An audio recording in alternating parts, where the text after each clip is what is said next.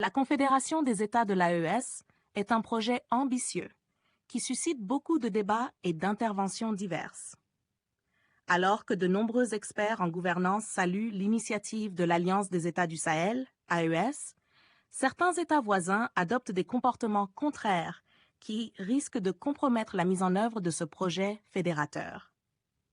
Des manœuvres sont observées de la part de certains pays voisins, tels que la Côte d'Ivoire, la Mauritanie, la Guinée et le Sénégal.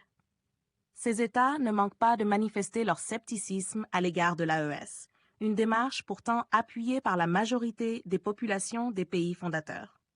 Le Premier ministre guinéen, lors d'une récente déclaration, a exprimé clairement que la Guinée n'a pas l'intention de se détourner de la CEDEAO au profit d'une nouvelle alliance sous-régionale. Une position qui montre une volonté tacite de bloquer la progression de l'AES. En Mauritanie, en Côte d'Ivoire et au Sénégal, bien que ces pays soient confrontés à une insécurité similaire, il semble que le soutien à l'AES n'est pas au rendez-vous. Ces États avaient pourtant exprimé un intérêt pour renforcer le G5 Sahel, une organisation précédemment soutenue par la France. Cette divergence d'approche soulève des interrogations quant à l'influence persistante des anciennes puissances coloniales sur les décisions politiques dans la région.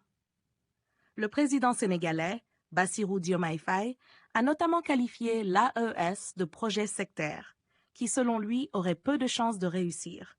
Cette prise de position est perçue par certains comme une tentative pour affaiblir la détermination des dirigeants maliens, burkinabés et nigériens, qui restent fermement engagés dans la défense de la souveraineté régionale.